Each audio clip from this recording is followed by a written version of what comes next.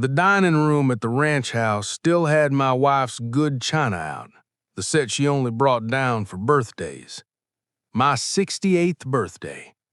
40 people crowded around tables I'd borrowed from the Grange Hall, candlelight throwing long shadows up the log walls, the smell of roasted meat and wood smoke drifting in from the kitchen.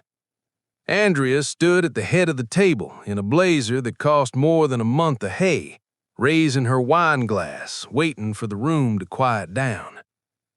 "To my father," she said, "who built something incredible out here, who taught me everything I know about hard work." A few people clapped. I kept my hands folded on the table, waiting, because I already knew my daughter, and I knew that smile was leading somewhere it shouldn't. "This is the last time we'll all celebrate together here," she said. The room went still. A fork stopped halfway to somebody's mouth. Ice clinked in a glass nobody was drinking from.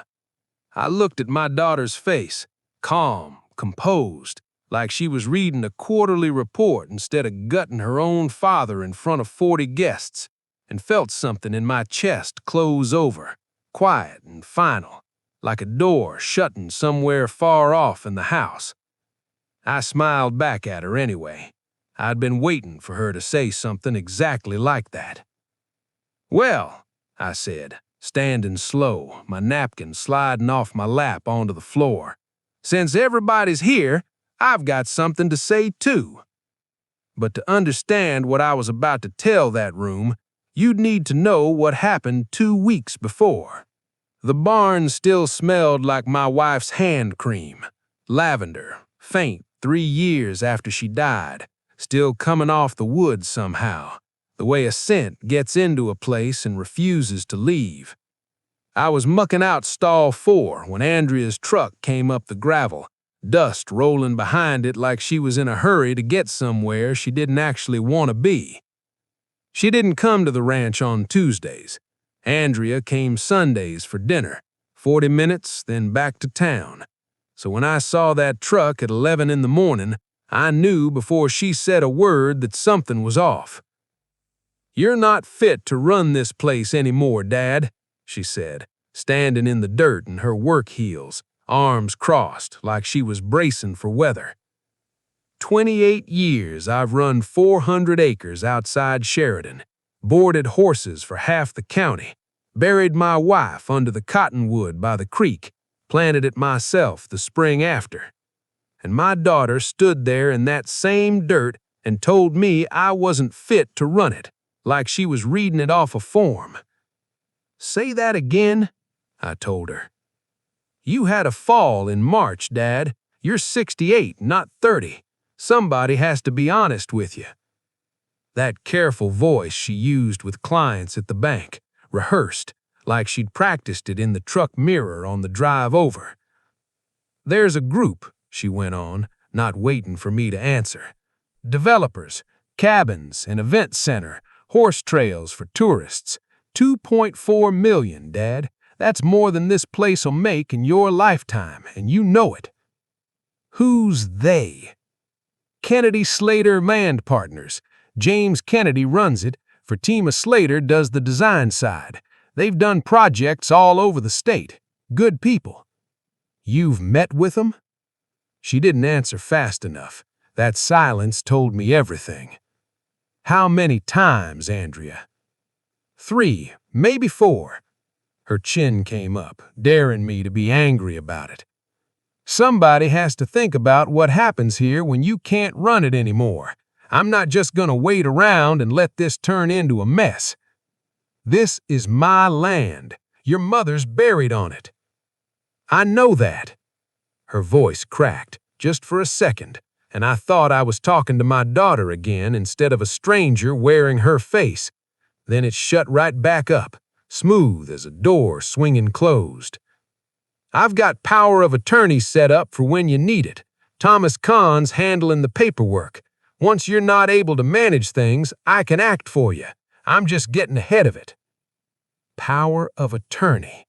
Already talked to a lawyer. Already had a number. Already had buyers picked. standing by, waiting on my signature like vultures waiting on a fence post. "Get off my land," I said, quiet. 40 years training horses taught me yelling never got you anywhere a horse didn't already want to go, and my daughter wasn't much different in that moment. "Dad." "Get off my land, Andrea. We'll talk when you're ready to talk like my daughter, not somebody's realtor." She left. I stood in the barn doorway a long time, watching the dust settle back down over the drive, working out how a girl I taught to ride before she could tie her own shoes had turned into somebody sitting across a lawyer's desk, drawing up papers to take my whole life out under me. I couldn't sleep that night. Went out to the porch around midnight, coffee gone cold in my hand, and that's when I heard her voice, low, carrying clean across that quiet field from the direction of the equipment shed. She didn't know I was out there, didn't know every word was reaching me. "He said no today," she was telling somebody on the phone. "Doesn't matter. Once Thomas gets the guardianship paperwork filed, it won't be his decision anymore." Guardianship, not power of attorney for later. Guardianship filed now, moving. My own daughter was already in motion to have me declared unfit to run it, and I was standing 20 feet away holding the coffee cup she used to fill for me every morning before school, listening to her plan the rest of my life without me in it. That's when I understood. That toast at my birthday dinner wasn't going to be a celebration. It was going to be her announcement. So I decided I'd have one of my own. I didn't sleep the rest of that night. Just sat on the porch until the sky went gray over the ridge, running the math on how a daughter plans to take her father's whole life and still shows up Sunday for dinner like nothing's wrong. By 7, I was in my truck heading into town, coffee thermos rattling on the seat beside me. First stop was Reuben's place. He'd worked this ranch with me for 22 years before his knees gave out, still lived close enough that I could get to him faster than I could get to anybody with a law degree. He took one look at my face on his porch and didn't bother asking how I slept. Something's wrong. Andrea's trying to have me declared unfit, guardianship, already talking to a lawyer. Reuben's jaw tightened.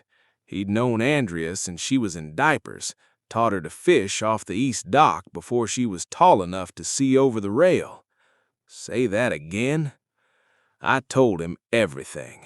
The developers, the $2.4 million, the phone call I wasn't supposed to hear. He listened without interrupting, the way he always had, hands folded like he was still waiting on a horse to settle. "You need Elliot Rose," he said finally. "Handled my brother's estate. Doesn't miss anything." Elliot Rose's office sat above the hardware store on Main, the kind of place that still had a bell on the door. She was maybe 50, reading glasses pushed up into gray hair, and she didn't waste time on pleasantries once I laid it out. "If she's filing for guardianship," Elliot said, "she has to prove incapacity, medical documentation. A judge doesn't hand over somebody's life because a daughter's impatient." She pulled a legal pad toward her. "First thing, we get you evaluated, independently, before she can put her own doctor in front of a judge." "I'm not losing my mind, Elliot. I believe you, but believing isn't evidence. We need it on paper, dated before her petition, so nobody can say you scrambled after the fact." She gave me a name, Dr. Quinn Powers, internist over at the medical center. Sharp, no patience for nonsense. I called from the truck in the parking lot and got an appointment for that same afternoon, which told me either Quinn Powers was a saint or Elliot Rose had a favor to call in. Probably both. The exam took 40 minutes. Memory, math, the kind of questions that feel insulting when you know exactly why you're answering them. Quinn Powers didn't sugarcoat the results. Mr. Hopkins, whoever told your daughter you needed this evaluation clearly hasn't spent 5 minutes with you. You're sharper than half the men I see in here who are 20 years younger. She signed the form without hesitation. I'll have this filed with your records today. Back at Elliott's office, we started on the second piece, a land trust, the kind that would put the ranch somewhere Andrea's lawyer couldn't touch it, no matter what paperwork he filed. Irrevocable. My name on it for life, and after that, whoever I chose, not whoever petitioned hardest. This isn't undoable once it's signed, Elliott warned me. You understand that? I understand my daughter was standing in my equipment shed at midnight talking about guardianship like I was already dead. I picked up the pen. Sign it. I was halfway through the second page when Elliott's phone buzzed on the desk. She glanced at it, and something in her face changed, the kind of look a lawyer gets when the other side moves faster than expected. "That's my paralegal," she said slowly, "checking the county docket like I asked her to this morning." She turned the phone toward me. "Jamie, a guardianship petition was filed yesterday. Thomas Kahn on behalf of Andrea. Yesterday, before the truck came up my drive, before she ever said a word to my face. There's a hearing date already set, 9 days from now. 9 days to prove I still owned my own life." 9 days. That's what Elliott Rose gave me before a judge could decide whether I still owned my own name. I spent the drive to Cheyenne turning that number over and over. 90 miles of highway, and not 1 mile that made it feel any less like a countdown. Kennedy Slater land partners kept an office on the 3rd floor of a glass building downtown, the kind of place that smelled like carpet cleaner and other people's money. I hadn't called ahead, figured a man's got more of a right to walk into the office that's trying to steal his land than they've got a right to keep him out.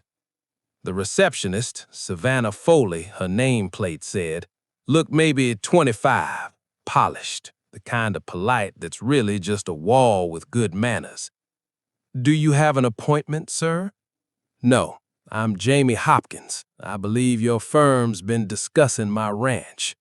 Something flickered behind her eyes. Recognition. She knew the name. That told me plenty right there. My name had been said enough times in that building that a receptionist recognized it on sight. "Let me see if Mr. Kennedy's available."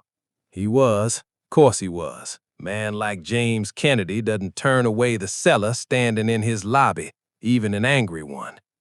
His office had a model on the table, little plastic cabins, little plastic lake, little plastic horses standing in little plastic pastures that used to be my north field. He shook my hand like we were old friends. "Mr. Hopkins, I have to say, I wasn't expecting you'd come in person. Andrea doesn't handle anything of mine anymore." I nodded at the model. "That's my land." "It's a beautiful piece of property. We're very excited about the vision." He said it smooth, like a man reading off a script he'd used 100 times on 100 other families. "Did she tell you I was declared incompetent?" Kennedy's jaw tightened. He wasn't as good at hiding it as Andrea was. "I wasn't aware of a hearing date. Ask her about Thomas Kahn. Ask her when she filed." Fatima Slater came in halfway through, folder in hand, and I watched the two of them trade a look I recognized, the look of two people realizing the story they'd been sold might not hold up to daylight. "Mr. Hopkins," said Fatima carefully, "if there's a dispute about the ownership status, that would affect our contract considerably. We need to see updated documentation before moving forward with anything." "There's not gonna be anything to move forward with. That land's not for sale. Wasn't for sale when my daughter started telling you it was." I left before either of them could say another word. Walked out past Savannah Foley's desk with my boots too loud on that fancy tile floor and sat in my truck in the parking garage for a good 10 minutes before my hands stopped shaking enough to drive. That's when my phone rang. Elliot rose. "Jamie, I need you to come by the office, now if you can." Her voice had a flatness to it I hadn't heard from her yet. The paralegal pulled the full guardianship filing. "There's something in here you need to see before the hearing." "What is it?" "It's not just guardianship, Jamie." A pause, like she was choosing the words carefully. "She's also filed to have your medical directive transferred to her name. If this goes through, Andrea won't just be managing your land. She'll be making your medical decisions too." Elliot's office wasn't done shaking me by the time I got there. She had the filings spread across her desk, pages flagged with little yellow tabs, like she'd marked every place my daughter had tried to erase me on paper. "Medical directive," Elliot said, tapping the second page. "If a judge grants this, Andrea doesn't just control the ranch. She controls your care, your treatment, whether you go into a facility. All of it, Jamie." I sat down slow, because my legs didn't feel entirely reliable just then. "She's 29 years old," I said. "She thinks she gets to decide if I go into a home?" "She's counting on the judge not looking too close. Most of these petitions go through unopposed. Families don't fight back, don't have documentation ready, don't know their rights. She was betting on you not knowing how to push back in 9 days. Elliot pulled another folder toward her. "There's something else. I sent my paralegal to pull the county's development permit records this morning, after what happened at Kennedy Slater yesterday." She slid a stack of papers across the desk. My name wasn't the only one on it. "Adeline Holloway," I read off the top sheet. "Who's that?" "Owned the old Pruitt place, 40 miles north of here. Sold to Kennedy Slater 8 months ago. Family says she was declared incompetent by her son right before the sale went through." Elliot flipped to the next tab. "This one, the Caro family, over toward Buffalo. Same pattern. Elderly landowner, sudden guardianship petition, quick sale to the same buyer within weeks of the ruling." I stared at the pages. 3 families, 3 ranches, 3 old people who'd woken up one morning and found out somebody in their own house had decided they were done being trusted with their own lives. "Andrea's not the first," I said. "Andrea's not even close to the first. She's the 3rd that I can find in county records, and I only started looking yesterday." Elliot's voice had gone hard in a way I hadn't heard from her before. "This isn't a daughter panicking about her father's health, Jamie. This is a pattern. Somebody's running a playbook, and your daughter is either running it herself or she's being run." I thought about Andrea at the barn. "You're not fit to run this place anymore," and how practiced that line had sounded, like she'd used it before she ever said it to me.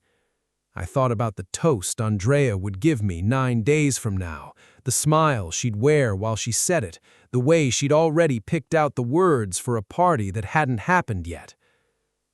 "There's a hearing in 6 days," Elliot said. "I want to bring this pattern in front of the judge, not just your evaluation, not just the trust. I want the judge to see exactly what your daughter's been part of." "Do it." "There's one more thing." She hesitated, which wasn't like her. "The birthday dinner Andrea's been asking around about. Reuben mentioned it to my paralegal. Small town. Word travels. She's planning something at the ranch. A celebration. Sounds like it's built around convincing you the sale's already decided, getting people in the room, applying pressure." I thought about that dining room, the good china, the toast I hadn't heard yet, but somehow already knew was coming. "Let her plan it. I'll have something to say at that dinner, too." The hearing came 6 days later at the county courthouse, and it didn't take long. Elliot laid out the cognitive evaluation, the trust documents, then the pattern. Adeline Holloway, the Caro family, 3 guardianship petitions in 18 months, all funneling land to the same buyer. The judge's face changed somewhere around the second name. By the time Elliot finished, Thomas Kahn wasn't arguing anymore. He was just sitting there next to my daughter, looking like a man who'd realized too late what he'd signed his name to. Petition denied. Trust upheld. The ranch stayed mine, protected now in ways no lawyer could unwind even if Andrea tried again. She didn't say a word to me in that courtroom, just walked out ahead of everybody, jaw tight, heels loud on the marble floor. 3 days after that, the birthday dinner she'd been planning went ahead anyway. I let it.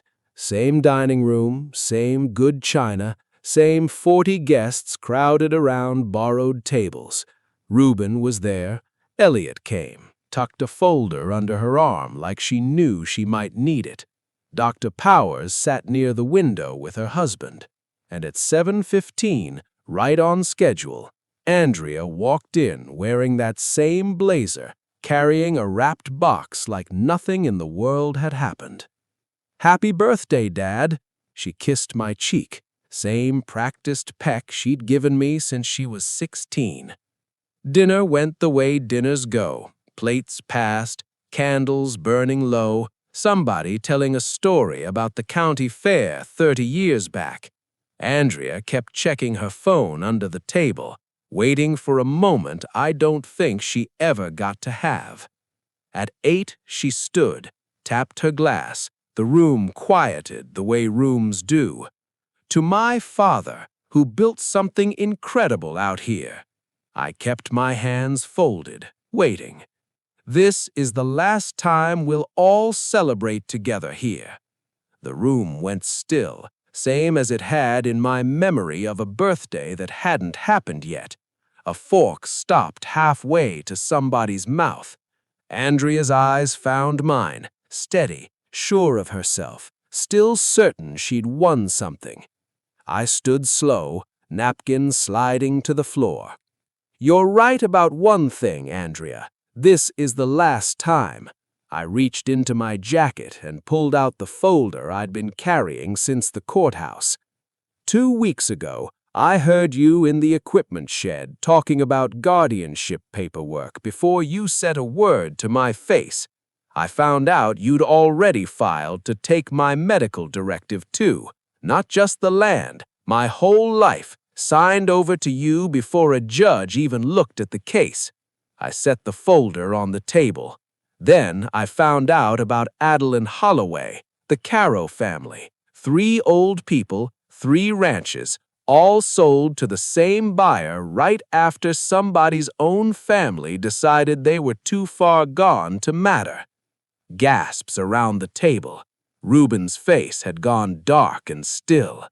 "The judge denied your petition 6 days ago, Andrea.